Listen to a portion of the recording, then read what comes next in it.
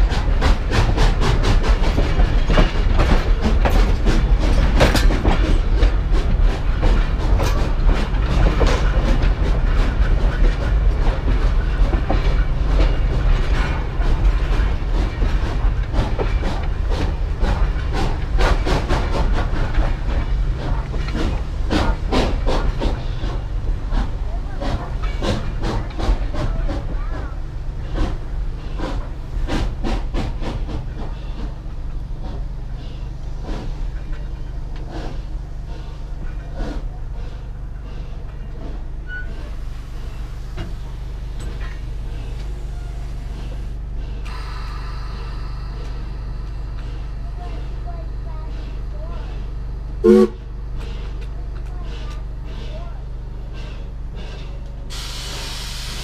the treatment of goes. This is where we do all the wildlife treatment goes. But we're just going to stay here for a few minutes, but this is the part of the boat.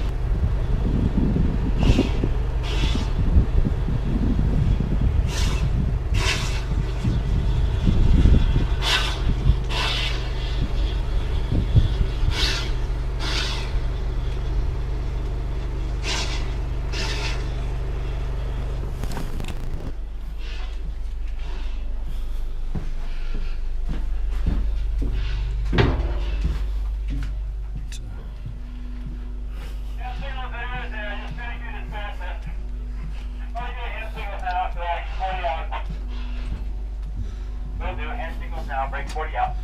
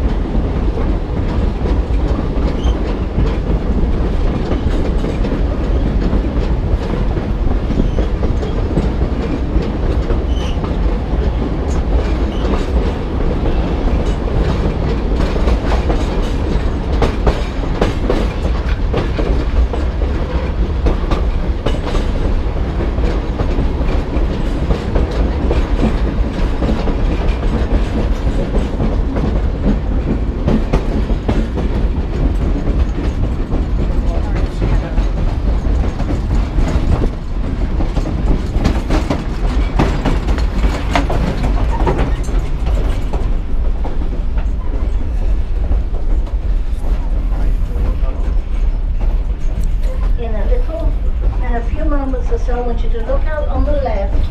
We're going to come to a basically really slow, and it's going to blow the whistle. There's actually 5 or 5 birds down there.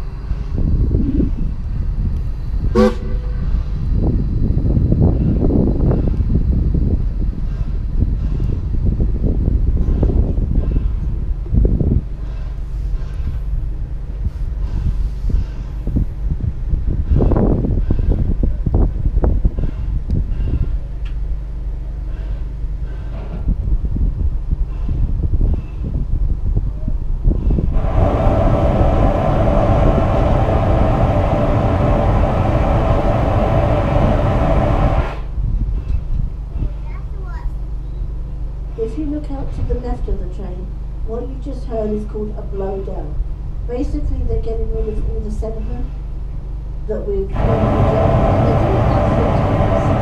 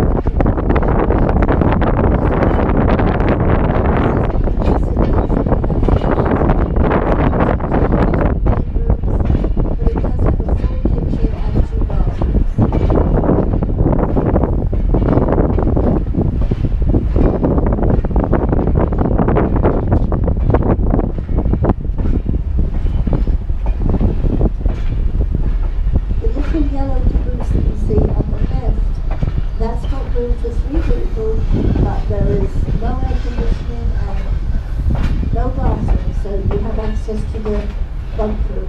If you're interested in any of those, just let us know at the shop and we'll give you directions for that.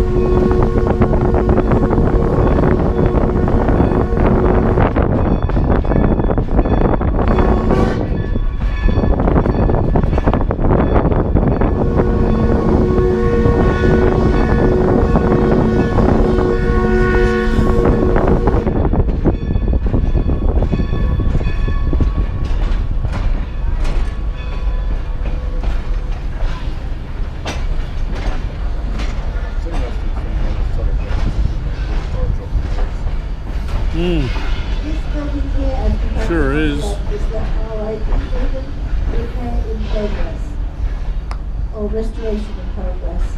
That's the one that we can't let you into because there's a lot of dangerous equipment and just slippery and not too good in there. But that's where we actually house the carriages from the Steptoe Flyer, which are the two coaches from 82 and 83, and also one of the cars that you put on the track in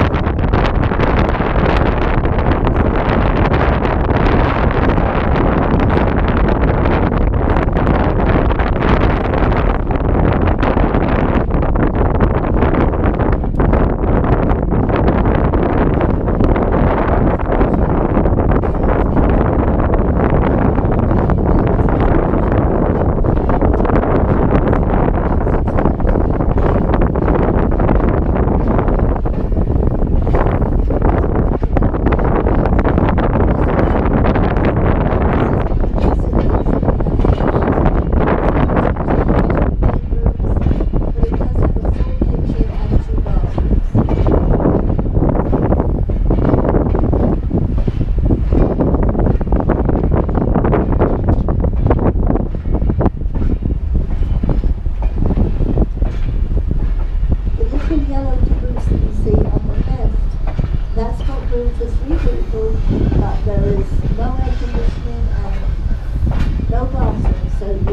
access to the bunk room. If you're interested in any of those, just let us know at the gift shop and we'll give you directions on that.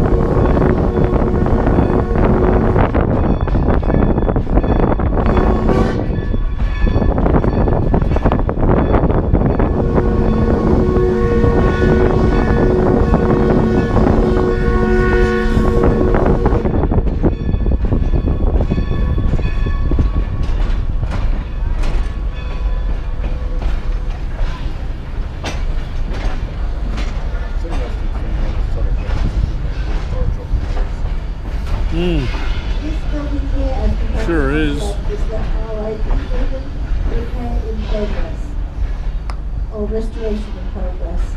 That's the one that we can't let you into because there's a lot of dangerous equipment and just slippery and not too good in there. But that's where we actually house the carriages from the Steptoe Flyer, which are the two coaches from 82 and 83, and also one of the cars that we put on the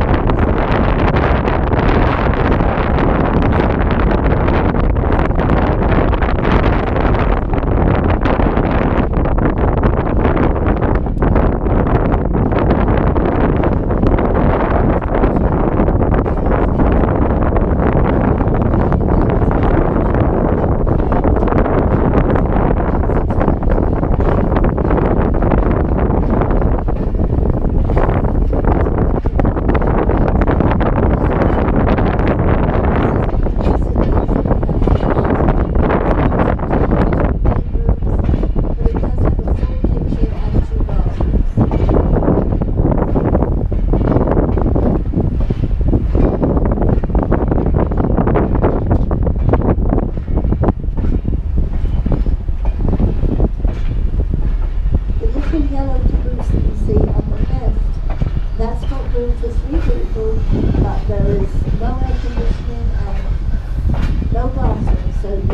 access to the bunk room. If you're interested in any of those, just let us know at the gift shop and we'll give you directions on it.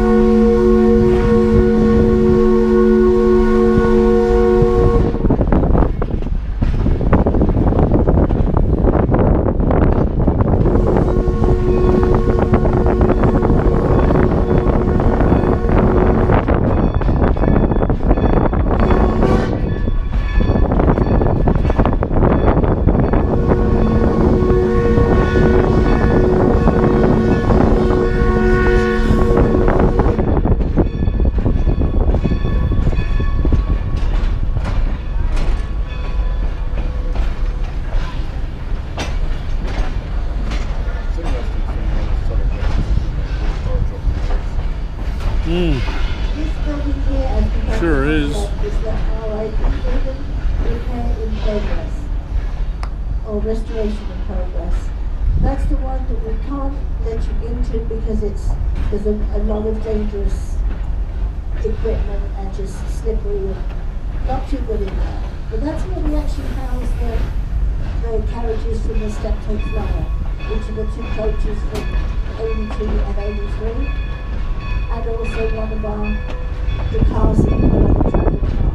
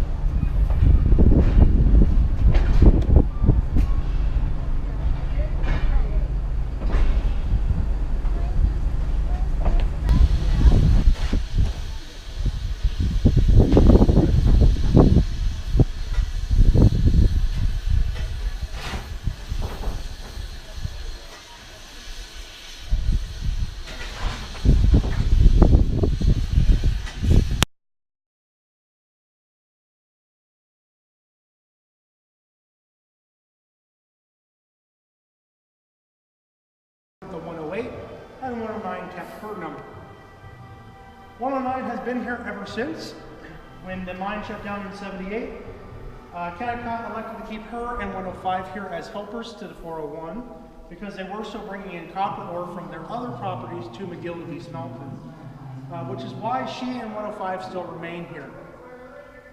109 still has her original Alco 244 motor in it, and if you guys know anything about Alcos, the 244 is not a very well designed engine. In fact, it's referred to as the engine that killed Alco.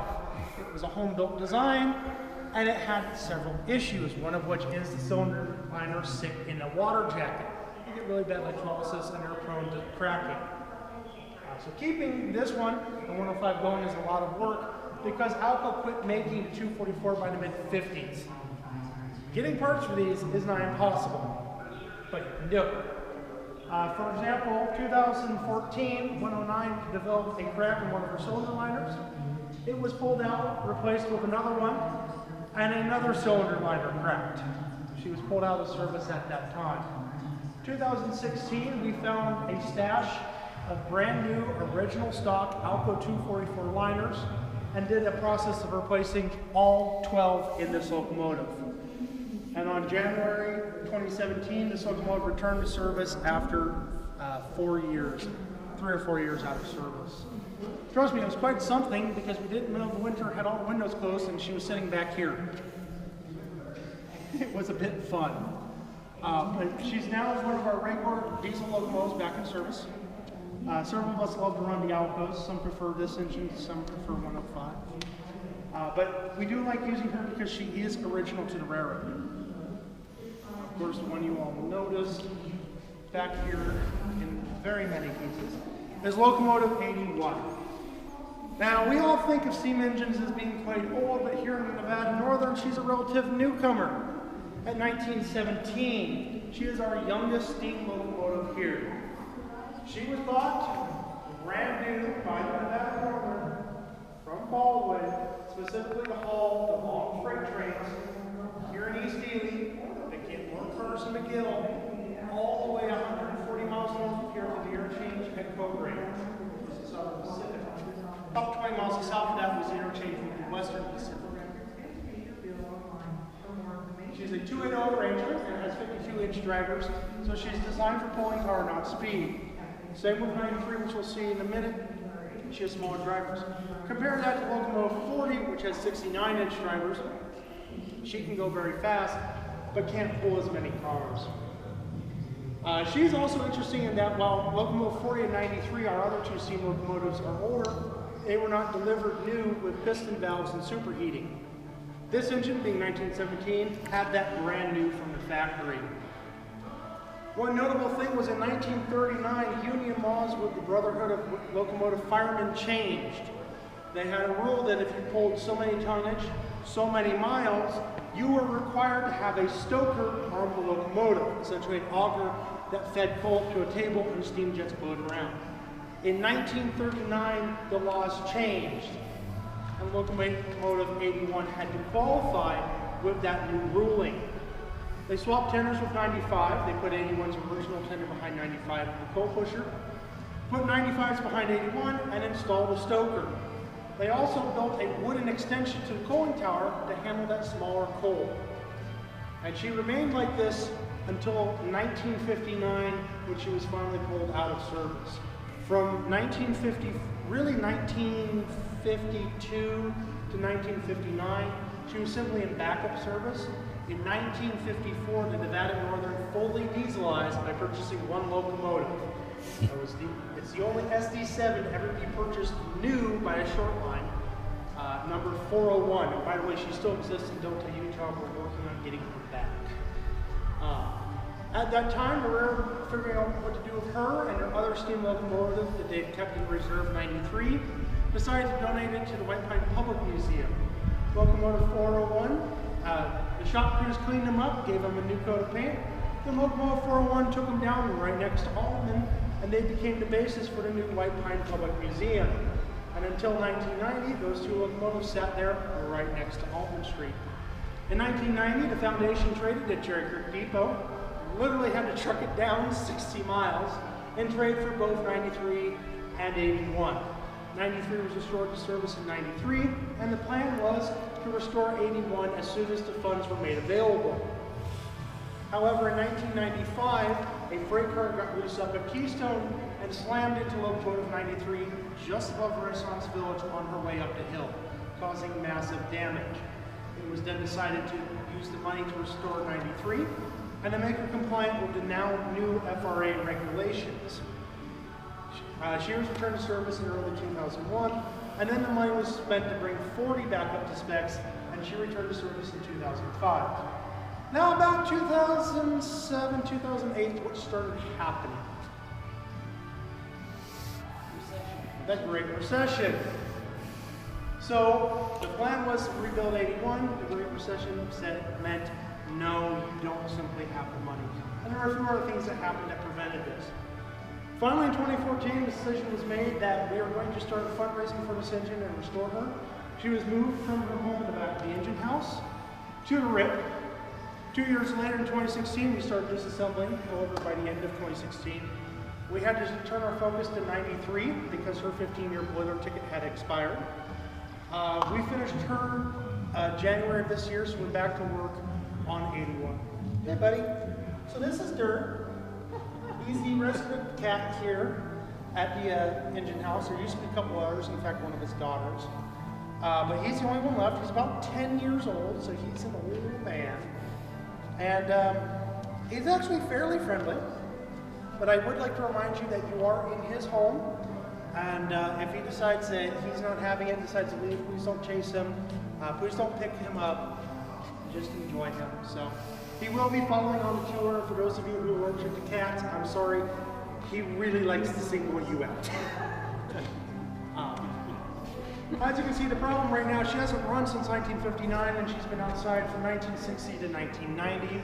And while somebody in the, I believe, late 70s, early 80s repainted her, the benefit was they repainted her, painted everything, stuff that would normally rust away did not. The problem is they painted everything. So we're going to have to start pulling even more major components off, sandblasting them. Fairly soon here, we're actually going to start dropping drivers, clean them, get them all ready to go, clean the boxes up, because there's, you know, 60-year-old grease in there and gunk. So as to when she'll be running, my response is always when she's done. This is not something you want to rush. When we have the FRA come down to do a Form 4, they're going to check everything, and we want to be able to say everything's done. Because if we say, well, we could have done this, we could have done this, there's no point. Why didn't we do that? So when we're done with her, that's when we'll sign her off. It could be 2 years from now, it could be 5. We don't know quite what we'll find, especially once we start getting into the frame area. But from what it looks like, from what we've been able to see, it looks like she's in fairly good condition. But one of the big things is we do need to rebattle the crossheads and remachine them and re-level them. So it's going to be a project. Now, while this is a cool part of the building, my favorite part of the building is back here. And I want you guys to really be paying attention right now, because normally the back 2 tracks here have locomotives covering them. Because the shop personnel are in the process of cleaning these back 2 pits, the pits are open and these ones are deeper than others, so please be careful. Question? What kind of engine is the red one? 45 tonner, not original, but we're trying to get her back into service so she's our switcher, because right now, if we have to move a lot of cars, we have to either fire up one of our V12 Alcos or our V16 SD9. Who made her? Bolt? GE. GE.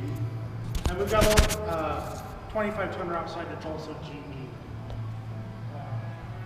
We do have a Baldwin and a Baldwin Lima Hamilton, but that's back in the shop. I'll show it to you.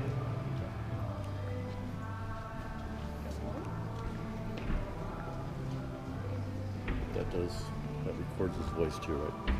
Yeah, it works even better when I turn it on. I missed the bit at the front. Can you say it into that so it hears it? Yeah. Oh, okay. Yeah. And it's also cold here in the winter. I won't remember. But this is the engine house. A lot of people ask us, where is the roundhouse? Well, you're standing in it. I know, it's rectangular.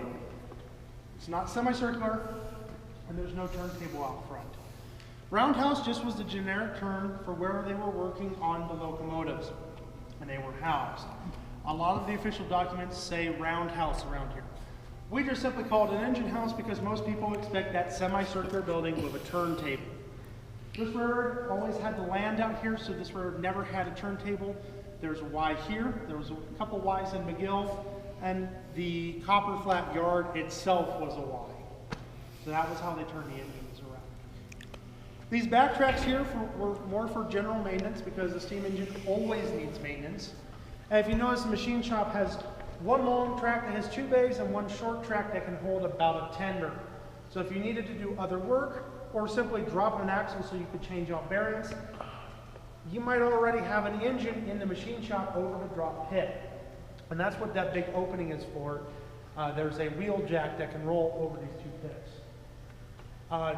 This is one of the reasons why we're cleaning back here, is because we don't want to block our drop pit in the machine shop, because we want to be able to maintain our 2 current steam engines. So we're actually going to be moving 81 in here to the engine house on track 1 for the purpose so that we can still use the drop pits, but we don't tie up the machine shop. So we're using the building for the purpose it was designed for.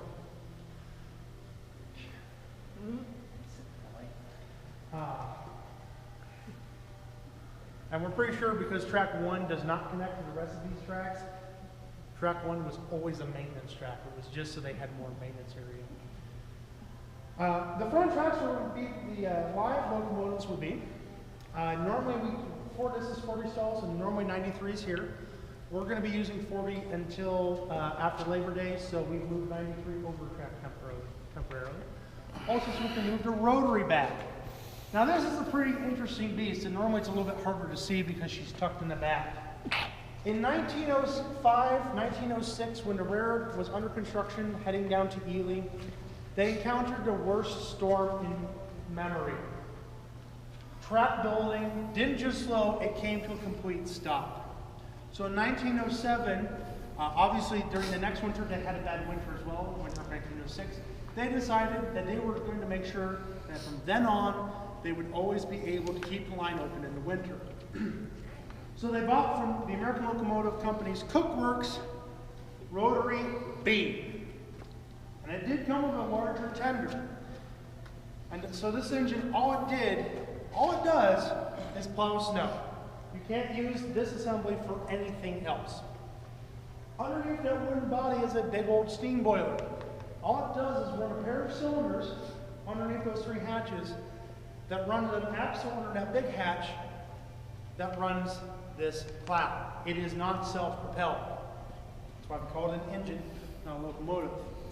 This big blade assembly up here rotates at a high rate of speed. You push it into snow, and these blades here will slice off that snow and bring it back here to the chamber, where centrifugal force will push it to the side, and when it gets to the top, it'll be flung off to the side. This can run in either direction. All you have to do is change the direction of the chute, reverse it, and simply the weight of the plow spinning will change the blades. This was used up until 1969. In summer of 1969, they tested the locomotive, and for some reason decided that they were no longer going to use it. So they actually pulled it out of the house here, stuck it on the back of track 7, which is that outside track, out back there, and left it there. And it sat out there for about 30, 40 years. During that time, the builder's plates disappeared. We have no idea what happened to them. It was then brought in here to the engine house, and in the early 2000s, it was decided to help not only preserve it as the fireman's side was beginning to rot, and just with the condition of the body itself, to do a cosmetic restoration. So we entirely replaced the wood on the fireman's side and repainted and re-lettered the whole plow. One of the interesting things is back in the day, most likely whenever they needed a rotary, they grabbed whatever tender of the engine was in the shop at the time. Today that means she has tender 21, this is off locomotive 21, but her original tender still survives. Did you all see that tender way out on the fill? It kind of looked weird, had NNRY on the back, had a handbrake. That's her original tender. It was used behind locomotive 80 when she was converted from a 282 saddle tank engine to a 280 road engine. So it's just interesting that we still have it around. Over here is locomotive 93. She is our other active steam locomotive. She is our eldest locomotive at 1909, January of 1909, which means for most of her life, or really beginning of her construction started in late 1908. Just to give you an idea of how old this locomotive is, how many people here have lived through a Chicago Cubs World Series? You all should raise your hand because they won it, what, 2 years ago? Well, congratulations. Well, how many people here have lived through 2? Nobody, right? Because the last time they won was 1908. 1908. This locomotive was under construction the previous time the Chicago Cubs won a World Series. Just to give you an idea of how long it's been. So it's just kind of funny that she's gotten to live through 2. Even 40 can't claim that. She was 1910. 93 was part of the second order for 90 class locomotives. 90 and 91 were slightly heavier than 92 and 93. And their purpose was simply to haul the copper ore from Ruth to McGill. All those ore cars you see out in the yard, that's what she pulled. That's why her drivers are so low and why she's got such a massive boiler, because each car weighs 20 tons, holds 70 tons of ore. Now granted, the biggest spot, that steep grade that you rode on Keystone, the loads were coming downhill, so she wasn't trying to fight with that much weight going uphill.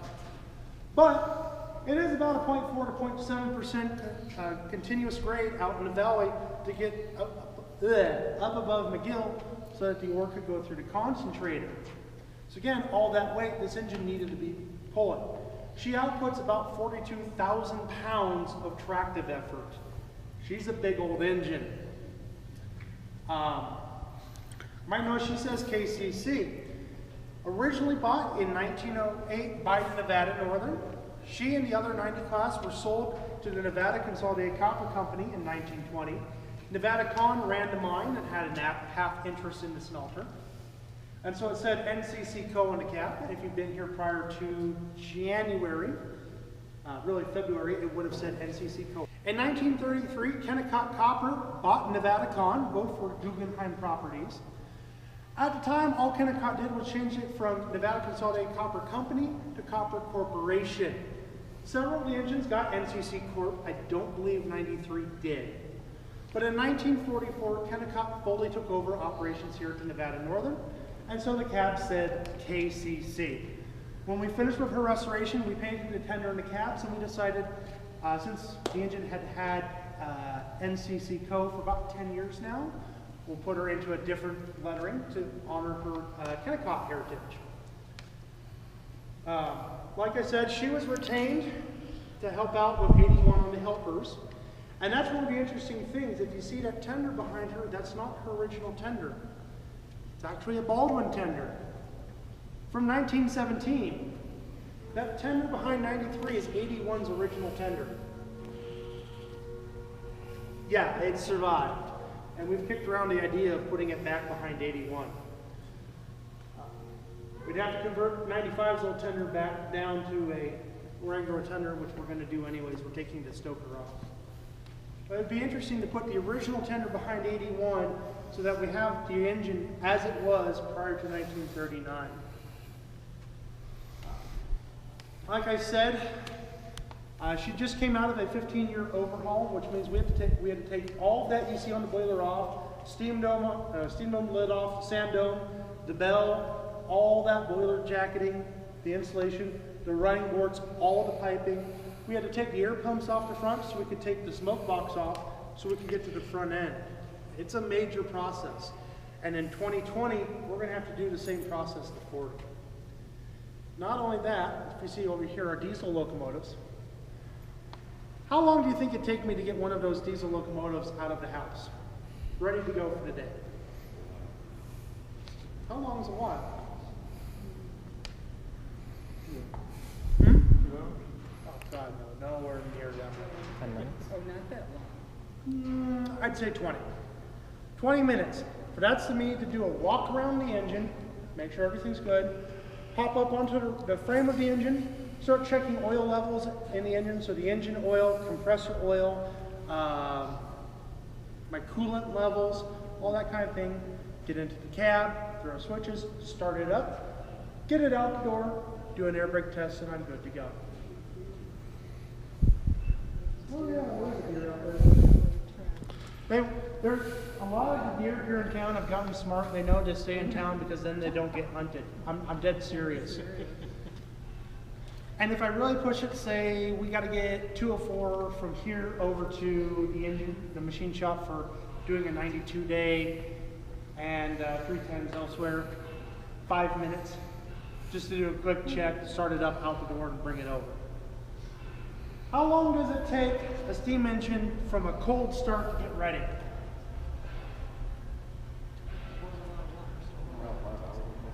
5 hours. Now this morning it didn't take 5 hours to get 40 ready, it took 3.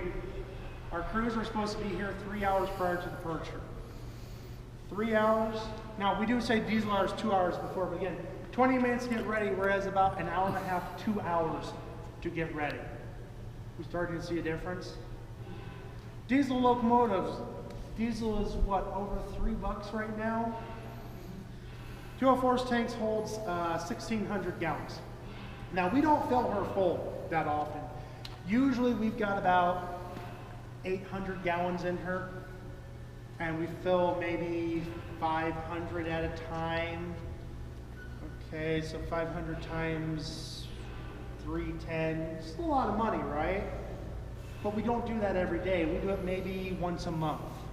And we do sometimes buy a couple 100 gallons of fuel and split it between the engines that need it. How much do you think it costs to start a steam locomotive cold or hot?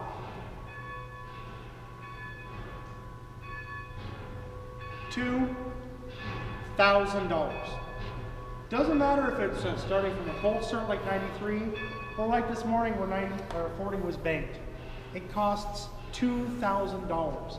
And that's just because of the coal we're burning, oil, grease, oil, all the stuff that goes into it. Because the steam locomotive is drip lubrication. Diesel's like your car, it circulates. Can you see why the railroads went to diesels? But I'll put it this way. How many people came here or would come here to see our historic and very rare Alco RS2 that was bought new for this road, has never left, always worked here, pulled a passenger train? Okay, good. There's always a couple because they understand. How many people came here to be pulled behind the steam engine? And this is why we spend the money to do it. It's a lot of money, but people come to see this. How do you make your money though? It wouldn't be just Memberships, wouldn't be tickets. donations, that kind of thing. You have a question? Basically the same question. How do you make a profit like that? Do enough people come in here to cover that cost per day? That, and we have a program where you can be the engineer if that helps. And sometimes if we get like a nearly full train, that actually does cover the cost.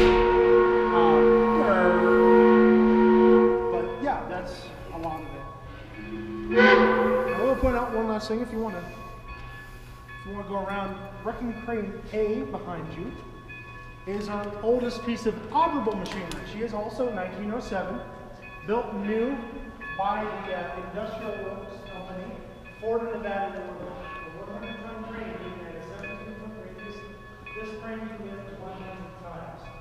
I believe it's 80 tons at a 20-foot radius.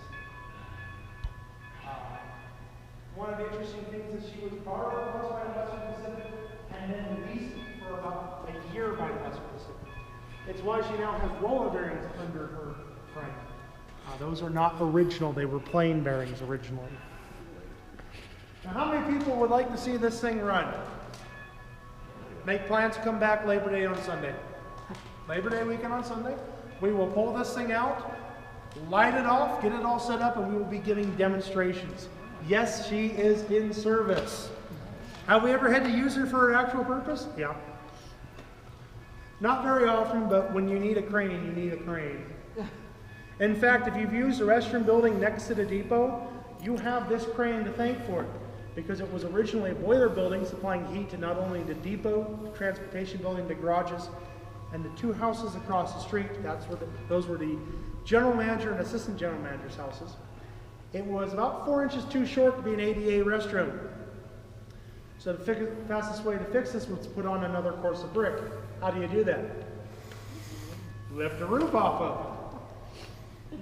I've seen pictures in the book of this crane with a roof. They swung it over, lifted it up, moved the crane over, lowered it down, put the course of bricks on, then lifted the roof back over, rolled the crane over, and dropped the roof on. That's what they did. It's why we keep, even though she's not hot right now, we keep her in here. Or we keep her in service. Now, we would like to move her out of this building because all the soot drifting around is hell on those open gears. But for now, we keep her in here because she's nice, safe, and we can easily get to her. Someone mentioned the Baldwin engine. Against that far wall is a 1942 Baldwin VO1000. Now, while there are several VO1000s out there, this one's fairly special because most of the early 1940s VO1000s were modified over their lifetime. Either they were turboed and or supercharged, or they were re-engined. That has been neither. That has her original factory-built, naturally aspirated straight 8. And a couple of our volunteers are working on getting her back into service.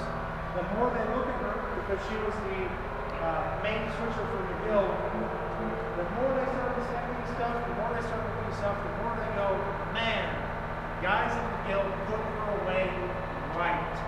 They must have done an oil change on the engine shortly before end of June 1983, because she has lightly used oil in her system, and it's very good. The air compressor still has good oil in it. All the air appliances work. We think all the electrical systems will work, but we don't know because we haven't turned her over, and there's no battery. The biggest problem we have right now is they obviously topped off the fuel tank before the railroad shut down in 1983. We're now having to pull 30-year-old diesel fuel out of her fuel tank. So it's a slow process getting it out, but hopefully in a couple of years here, we'll have 801 back into service so we can have a unmodified original Baldwin VO1000. That in built in 1942. And I've looked, there's a Baldwin website out there, and I've looked through it, and it's like, oh, there's several that are older than us, older than that, but so this, but they've all been re-engined. So I think she's the oldest that has not been re-engined. And there were, I think it was 660s, and those were the straight 6. And that has the straight 8. And this is that RS2, and I'll point out there's only 3 operable RS2s in North America. One's in Canada, has its original engine. There's one in Texas, but it's been re-engined. And then there's ours. She was delivered here brand new. December 1949. Her first day in service was January 24th, 1950. She spent her entire life here. So she's pretty special. And this car right here is the tool car A1. It's the 3rd tool car that the railroad built for the crane. It has everything you'd need out in line, and the biggest thing I'll point out is if you go out into the yard and look at the big ore cars there, I think the 1000 series, that's what this originally was. They tore the frame, they tore the body off of it, left the frame, and entirely rebuilt this car to a custom tool car. And again, repackaged 982 Western Pacific Elko. She traveled with the crane to Elko, but because she's got plane bearings, they never used her.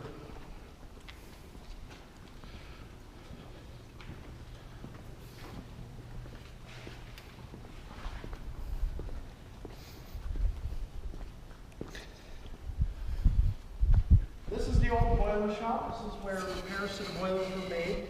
If they needed to make bigger stuff, they can. One of the big things I'll point out right here is this. This is a metal shear. And just to show you how powerful this thing is, and yes, it does work. I watched this thing cut this piece of metal. Notice how thick this is. Notice this nice curve this piece of metal has. The biggest reason we don't use this often is it takes about 20 minutes for the large flywheel to spool down. And it's like an old steam engine, everything's drip lubrication. We're going to go back through here to the blacksmith shop. This is what I want to show you.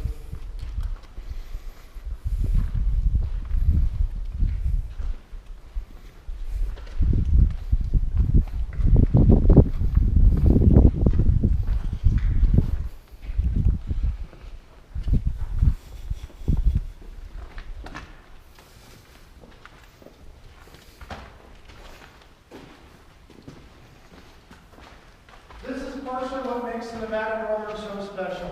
It's not just because we have the original buildings, or the original paperwork, or the original locomotives, the original cars. A blacksmith, the biggest part of his job was the tools he made. Everything was custom made for whatever he was working on. If he needed another tool, he'd work it in. Most blacksmith shops are gone, so the tools they had are gone. And a lot of times, even if a tool does show up, nobody knows what it's for. Well, that's the problem still here. But this is what makes Nevada Northern so special. Look at this blacksmith shop. It still has its original tools. All of them are still here. Now, granted, we may not know what all these were for because each is made for an individual component, but it's still here. And this one's not hooked up to the airline, but this one is. We can still use this building and this part as a blacksmith shop. We have a gentleman coming up here in a week or two that actually knows how to blacksmith. And he will hopefully be using this to demonstrate what it was like back in the day. One other interesting thing is we're out in the middle of nowhere, yeah? Can you easily go out and buy something new? No, especially if it's large. You need a milling forge to help get your metal just right. I'm not a blacksmith, so I don't know entirely what it means, but I know what it's called.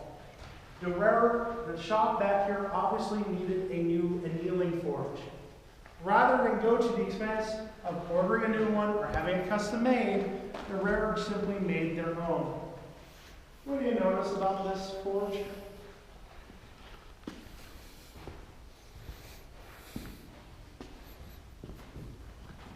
It's down near the bottom.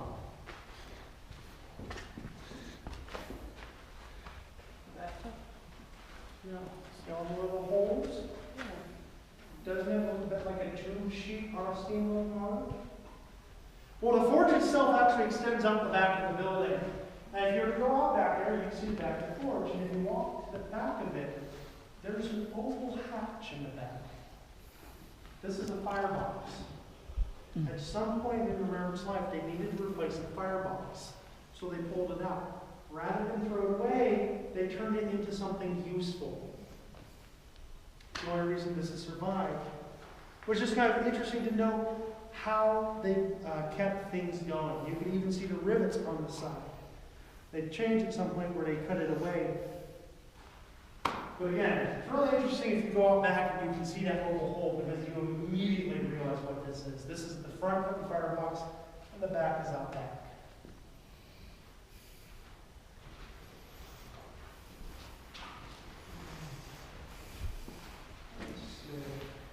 Why? I want you to out here. What does it say? Think you can let this? No, let's see. Take it. All right, come on, go. See you guys later. No, I'm kidding. What's it made out of? Wood. Now, why on earth do we have a wood gear? Model problem. No. For patterning? Pattern. This is a foundry pattern. Thank you. Try the other one out.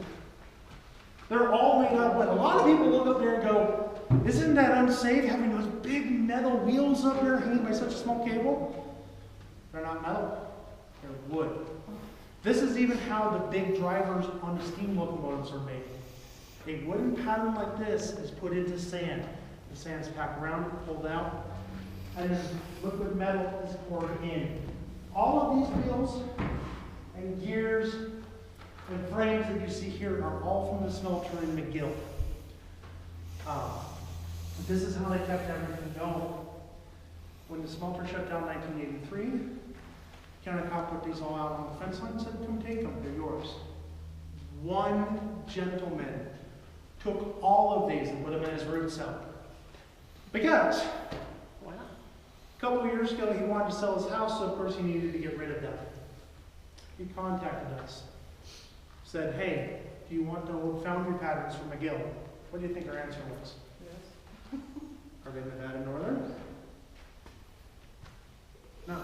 So our answer was no. But the biggest problem is, there is no smelter museum. The other museums can't handle all this stuff besides. They might have taken one or two pieces, but not the whole collection. And what do you think the gentleman would have done had we not taken these? Why toss them? Burn them, wood, free fuel. So that's why we took them. Would we love to see them go to somewhere where they'd be better interpreted for a smelter? Sure. But for now, especially here in the blacksmith shop, a great way of pointing out that this is how replacement parts were made. Not just for the smelter, but the steam engines as well. Anything that's cast metal, smokestack, the wheels, all that stuff.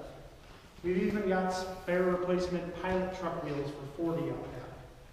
Why they made a whole, 2.5 set or a set and a half, I don't know, but they did. But that's just one of the interesting things. And still to this day, I know, was it US Sugar 148? They just had to cast the new smokestack.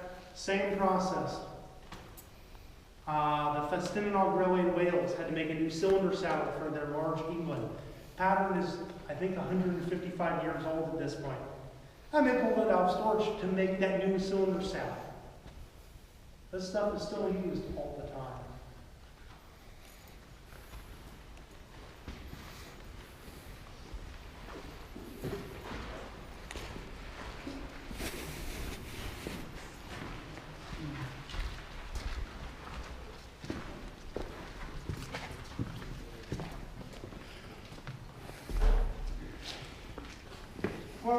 from this, just, you don't have to shut it, just pull this door snugly behind you as you come out.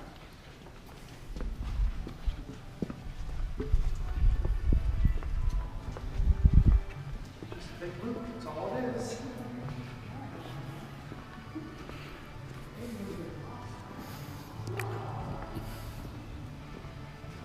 Oh, I was thinking about it, I've been here 3 years.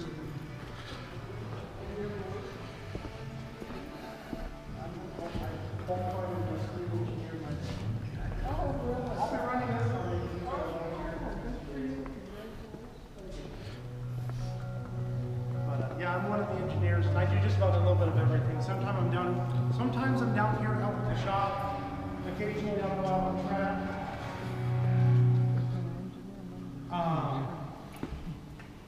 Originally hired on the gift shop, and I'm back in there for now.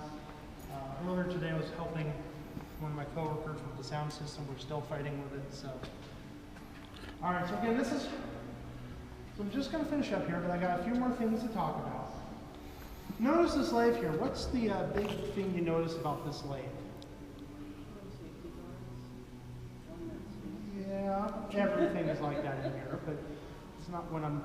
Looks like a sewing machine. Yeah. Yeah, there's reasons for that. Oh, you mean the belt? The leather belt? This is a 19th century lathe, railroad body used. You notice there's 2 other pieces of belt driven machinery in here. The bolt threader had its own motor, but these 2 lathes share one. And if you're going, well, you guys probably don't use this much anymore, right? Notice the shiny bit? I think we're having one of our young guys, he's learning how to make chips with this.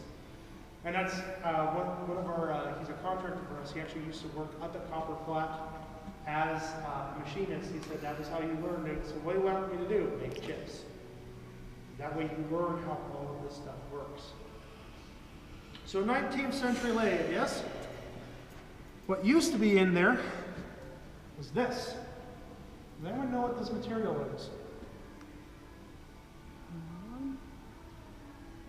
You're a cook, you love it. It's a wonder material. Teflon. This is a chunk of Teflon. Teflon makes really great locomotive seals. I mean, we use it today every time we put the boiler plugs back in the locomotive. We wrap them on Teflon tape. There are some places we don't use it, but others we do. So we have a 19th century lathe, 20th century wonder material, and we're keeping stuff going in the 21st century. Do you see the conundrum here? How many people here know how to use this piece of machinery? I had a gentleman here yesterday raise his hand. I'm trying not to be rude here, but he was up there in age, and that shows the biggest problem facing us, is that most of the knowledge of how to run these machines is in that older generation, and they are passing away. Now today, of course, you can go up to a machine, punch in the numbers on the big CNC ones, and they just go. Which is great, but sometimes the best way to make some of these parts is with these big things here. And especially here at Nevada Northern, we've got all these machines, and most of them work, and even the few that don't, we're putting them back into service. So we have to figure out how to do this. So we're trying to capture that knowledge of keeping, again, Locomotive 81's our youngest at 1917. She's 101 this year. We're trying to get a 101-year-old steam locomotive back into service. Very few people around actually ran this engine anymore. So trying to get information on this can be very difficult. So is it easy keeping this stuff going? How do we know we're doing the right thing in keeping this going?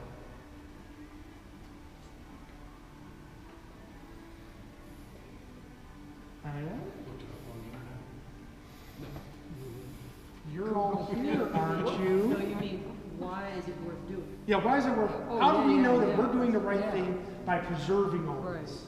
Because some of us are still interested Yeah. in preserving. You guys all came here, didn't you? preserving You guys all this. decided to take the shop tour, right? That tells us we're doing the right thing. But the problem is, okay, you guys came. Great, now what? How do we keep people coming here? Well, for one thing, come back.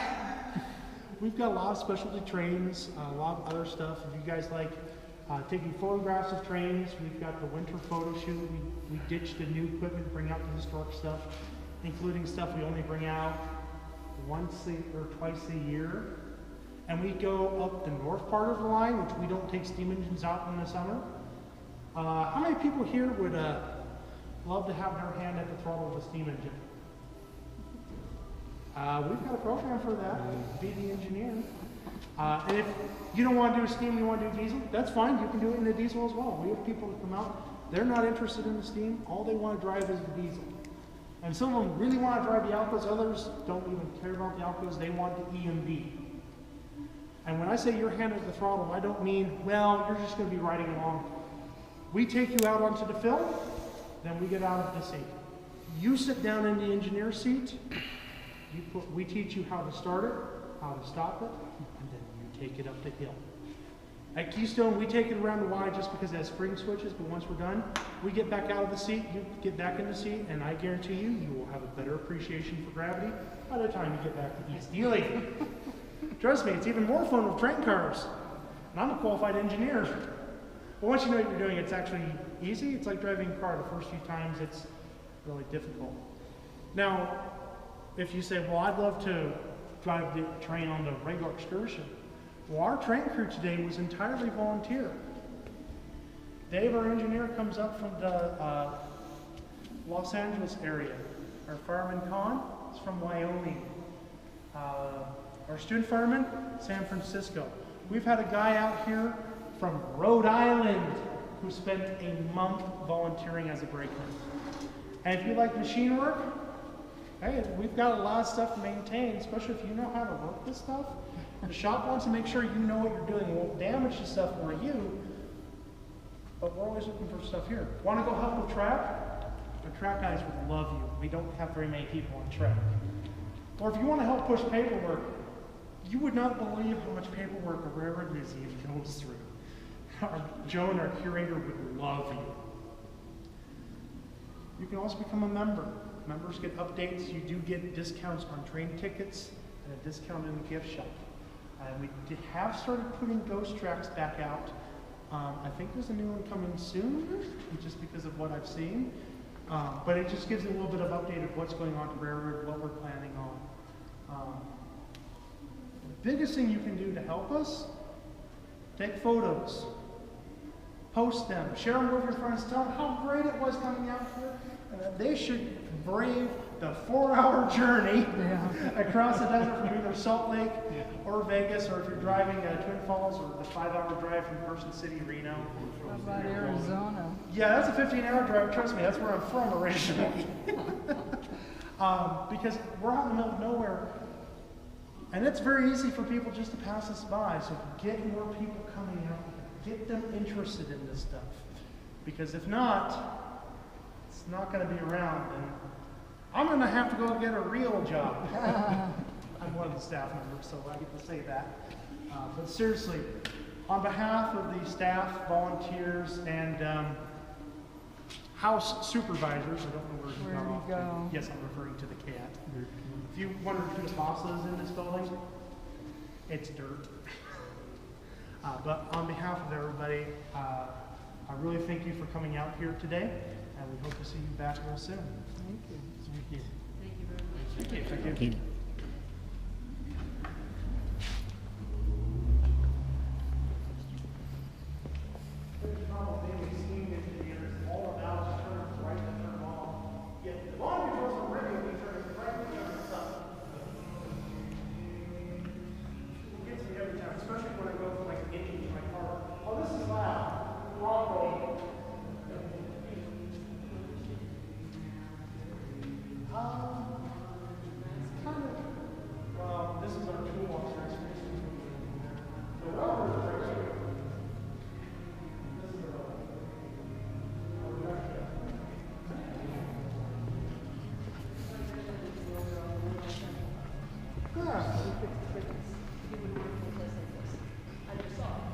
What's interesting is both those coaches on the train are only central coaches.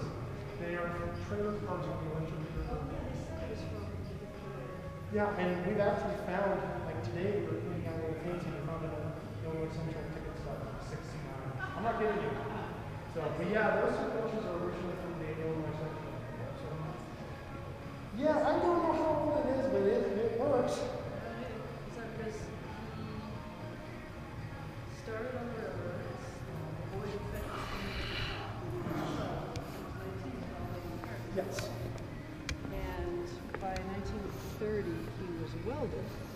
And the depression hit, and he wanted to keep his job. And he spent all of his savings to take a course on the new electric welding machine, which had just been invented. Because he figured if he had that skill and he could come back and teach the others, then he could keep his job. And he did.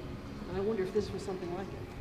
I don't know, and this might be from the.